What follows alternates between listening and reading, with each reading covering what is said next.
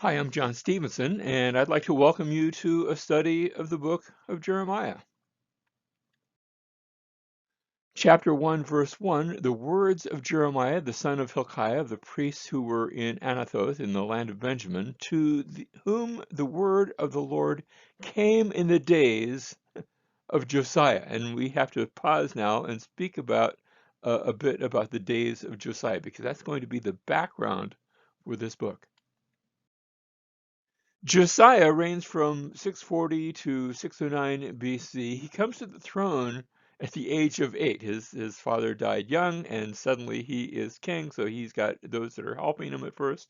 But then in the 18th year of his reign, you do the math, and he's about 26 years old, he begins a series of reforms to turn the people back to God, to reestablish the temple, to restore the temple. It had been ignored and a bit desecrated. And so they're cleaning up the temple, and this involves major construction work. And in the process, they find a scroll of the law, and they bring it to the king, and he reads it, and he says, "Oh my, we have not obeyed that law." So, verse 11, when the king heard the words of the book of the law, he tore his clothes.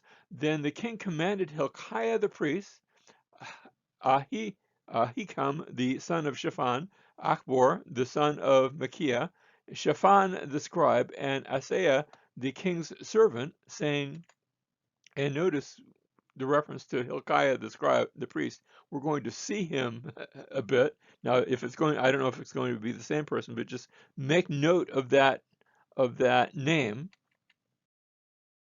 Verse 13, go inquire of the Lord for me and the people and in all Judah concerning the words of this book that have been found. For great is the wrath of the Lord that burns against us. In other words, he read the book, he read the curses that were in the book if you don't keep the law. And he says, wow, that's us. We have the wrath of God upon us because our fathers have not listened to the words of this book to do according to all that is written concerning us.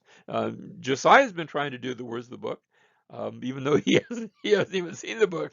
He means well, but his father and his grandfather had not been doing that.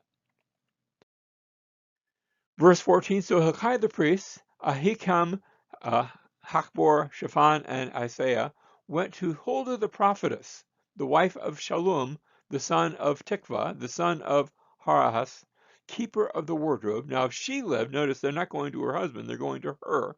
She is a prophetess, and she lived in Jerusalem in the second quarter, and they spoke to her. Now, again, notice Hilkiah the priest is involved in this. We're going to, like I said, we're going to see that name when we come back to Jeremiah. And they go to Huldah and they say, what do we, do about this? By the way, if you go to Jerusalem today, on the right, you see the picture of what are called the Huldah gates. These were the main gates up and they're up into the Temple Mount from the south. They're walled up, so you can't go through them today. But they were named after Huldah. And she says that God's going to bring evil upon Jerusalem because of the sin of the people. The curses in the book are going to be they're going to be manifest. But because the heart of the king has been tender and humble before the Lord, this calamity will not take place in his lifetime. It will take place, but not while he is alive, and he's going to live quite a few more years. And so Josiah continues his reforms. The vessels and idols of Baal are burned in the Kidron.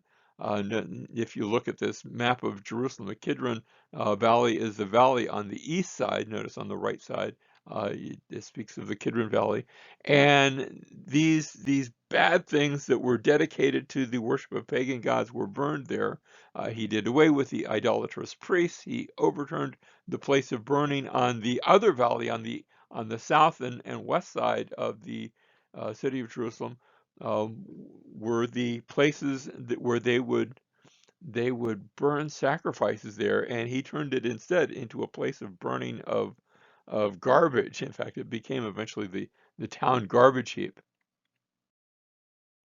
He also had the high places and pagan temples destroyed, not just in the kingdom of Judah, but throughout the land. What you're seeing here on the right is a sort of the remnants of a pagan temple. Now, it was actually built to worship the Lord, but it was built using um, where they would have a golden calf there, similar to what had been done in the days of Moses and Aaron. Remember how Aaron made a golden calf? Well, Jeroboam, the king of the northern kingdom of Israel, had done the same thing here at Dan, another one at Bethel, and Josiah had those places destroyed. He broke down the altar at Bethel, and what you're seeing here is a sort of a model. Notice the metal framework. They're not using it for worship there. Let me just say that they're just showing where it would have been located here in the temple at Dan.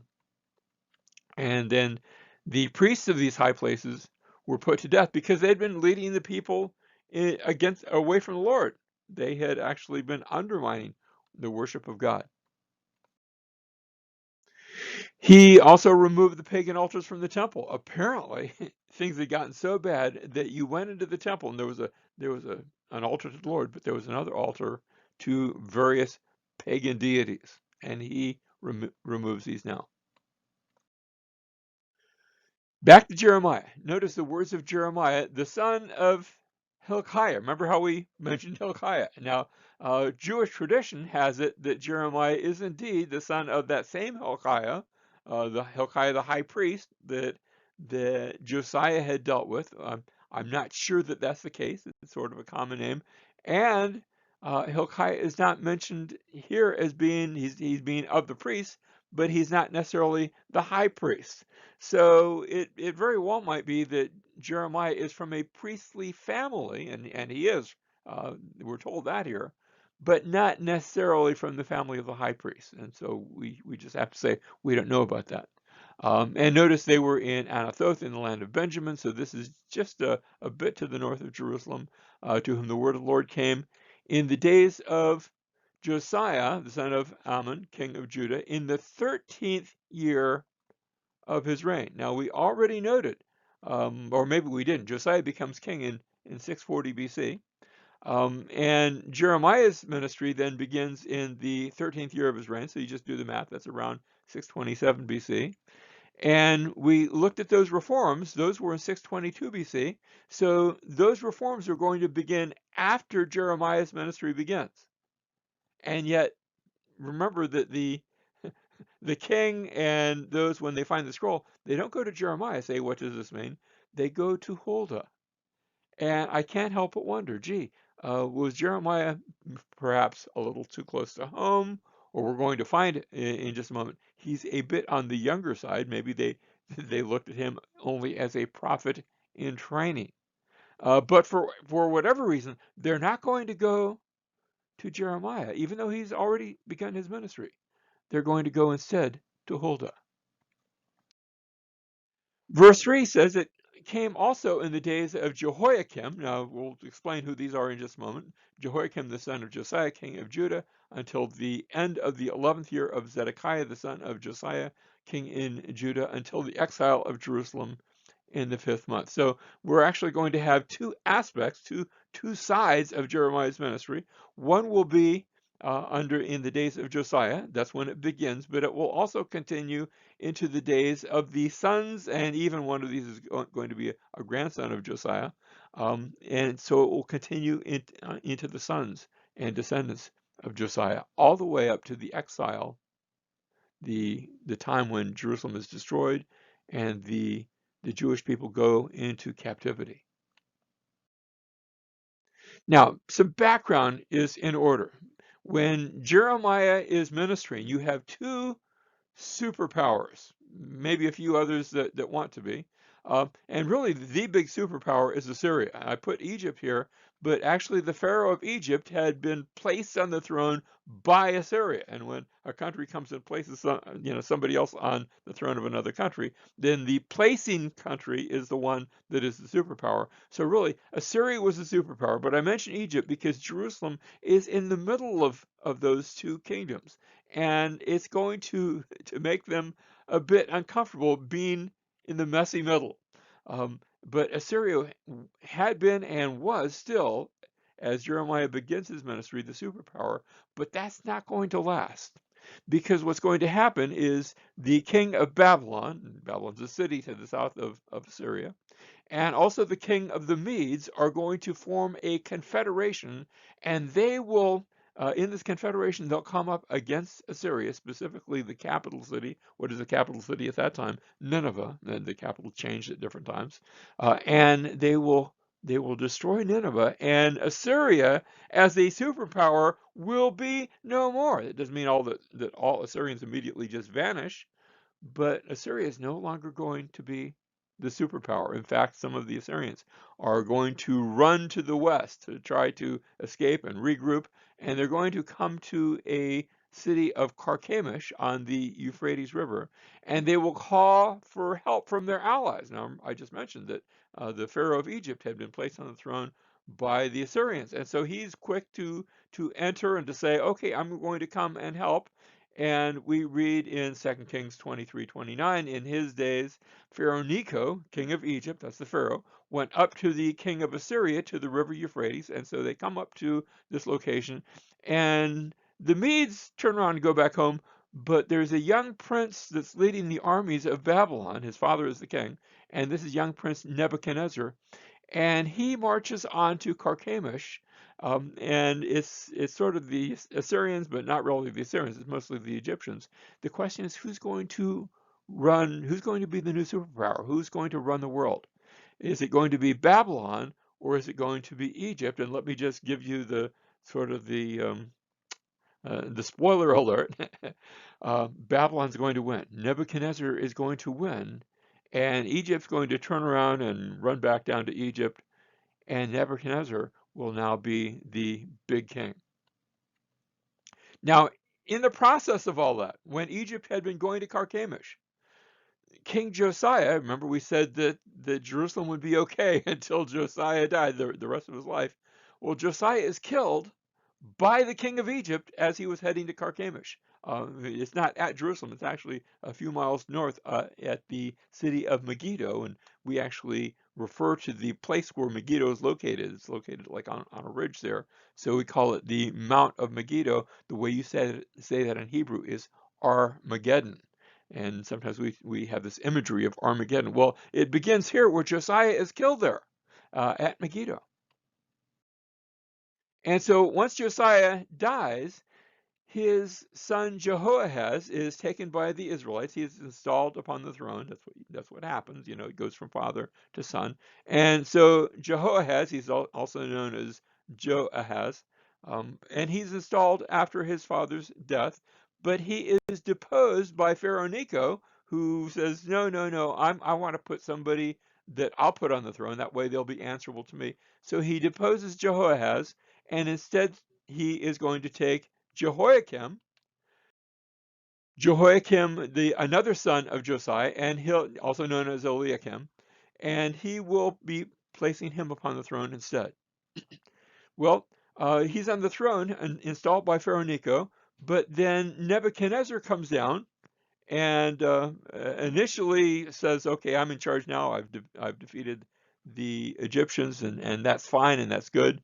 But Jehoiakim eventually rebels against Nebuchadnezzar. Initially, he says, "I'll go along with that," but then rebels against Nebuchadnezzar and is subjugated by him in 605 BC. And Nebuchadnezzar says, "Okay, you can continue to be king, but you have to, behave yourself and be answerable to me." And Jehoiakim says, "I will, I will." And he does for a time, but eventually he rebels again. And Nebuchadnezzar comes back, and by the time he gets there, Jehoiakim is actually besieged with Nebuchadnezzar surrounding the city of Jerusalem, and Jehoiakim dies before Nebuchadnezzar can ever get a hold of him. And so with Jehoiakim dying, Jehoiachin now, the son of Jehoiakim, becomes the next king. He's installed by the Jews after his father's death. He's called Jehoiachin. We're also going to see where he's also called Jeconiah and Coniah. It's all the same person, three different names for the same person. He's installed after his father's death, but he only reigns about 3 months, about 100 days. And so it's going to be a very short reign. And then he is captured.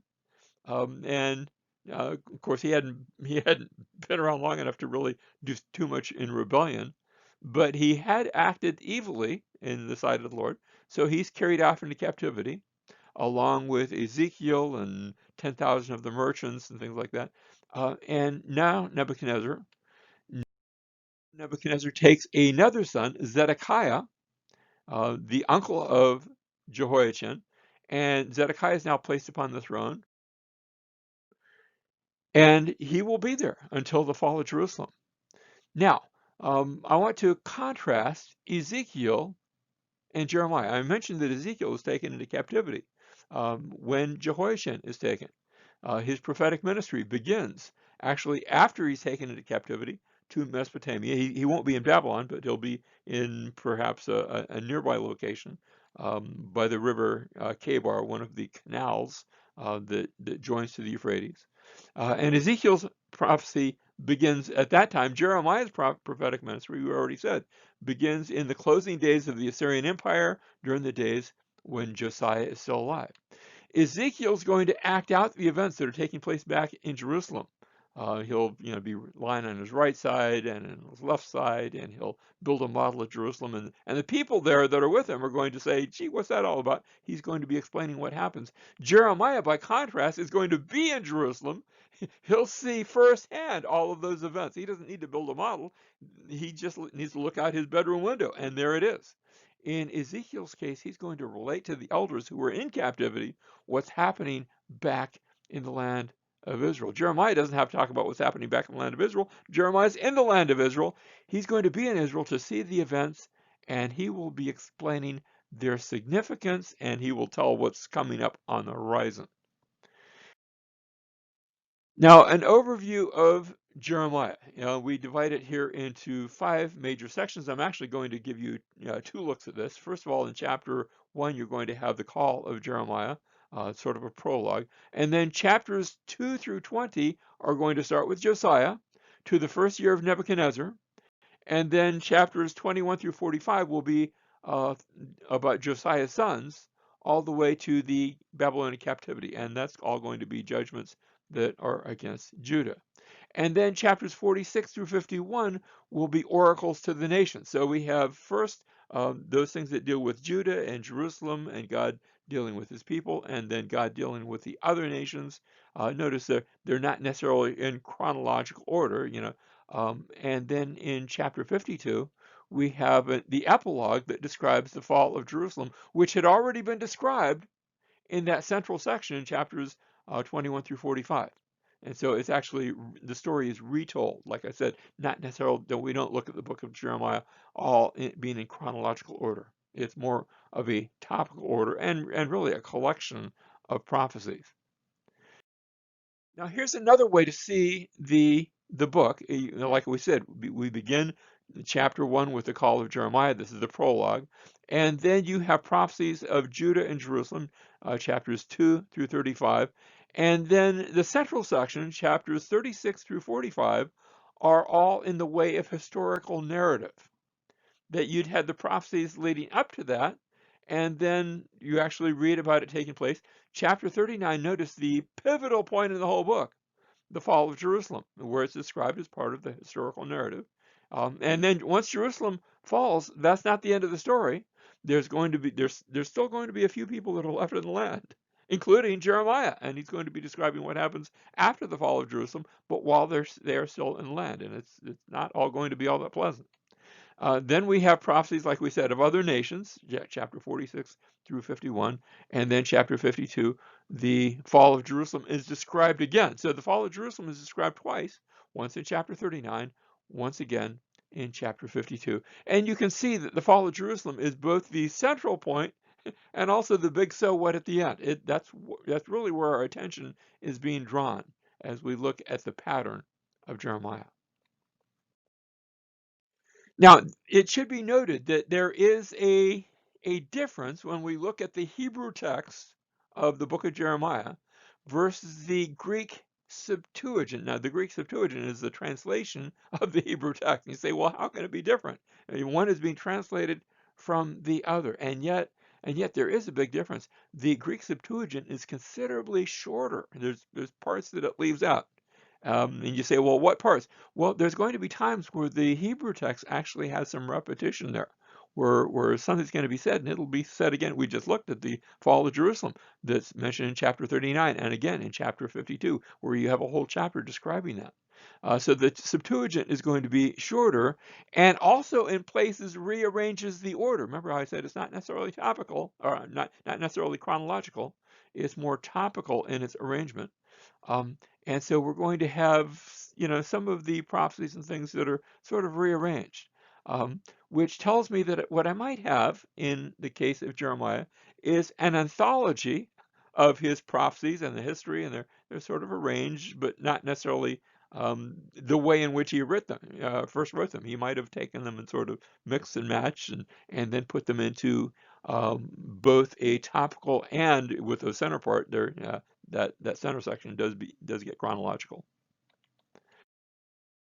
I'd also like to contrast Isaiah versus Jeremiah. Now, Isaiah is much earlier. Remember, he sees the northern kingdom of Israel taken into captivity at the hands of Assyria back in 721 BC. Jeremiah, 150 years later, is seeing the southern kingdom of Judah being taken into captivity at the hands of Babylon. By his day, he sees Assyria destroyed. Remember, Nineveh is taken, and now the big superpower, the new superpower, is Babylon. In Isaiah's day, he foretells of the judgments that are going to come in the future. He's seen those things with Assyria right now, but then he prophesies of Babylon and other things that are going to take place far in his future. In Jeremiah's case, the judgment's taking place in his day, and he's explaining the reasons for those judgments that Judah is experiencing. Isaiah looks primarily then to the future. Jeremiah has some future things, but he's primarily looking at what's happening in his day. Sometimes the future right around the corner, sometimes right now that it's taking place, and he's explaining those events. In Isaiah's case, he's bold and fearless. In Jeremiah's case, he is gentle and he is compassionate. In Isaiah's case, Isaiah is married to a prophetess, and we have a number of children that are described that he has, and they have prophetic names that are significant. Jeremiah is told, do not take a wife, do not have any children, because you would just see her slain and your children slain, and you don't want to go through that. Isaiah is popular with King Hezekiah. The king is actually going and consulting him and with the people. We noted that when the scroll is mentioned, they don't go and ask Jeremiah. Jeremiah is unpopular with the kings of Judah and with the people because he's saying some things that don't sound very nice, and they think, oh, let's not invite him to the party. In fact, at one point, they're going to throw him down a cistern and say, we just don't want you around here any longer. Jeremiah has been described as the weeping prophet. You say, well, why is he weeping? Because he is there in the city. He is, can I say it this way? He is incarnational. He's there in the city suffering the same things that the people in the city are suffering, and he is seeing them destroyed before his eyes, and he weeps over them. And it reminds us of one who was greater than Jeremiah. It reminds us of how Jesus wept over the city of Jerusalem and said, Jerusalem, Jerusalem, how often I wanted to gather you together like a hen gathers her chicks, but you would not come. And so Jesus was incarnational. He was the incarnated one, the one who became flesh and dwelt among us, so that we could behold his glory. The glory is of the only begotten Son of God. Remember how in the Gospel of John, one of the shortest verses in the whole Bible, Jesus wept. And he wept for the city, he wept for us, but then he died for us, a man of sorrows who was incarnational, so that he could die on a cross and bear our sins, so that through faith we can believe in him and have eternal life, so that we could weep no more.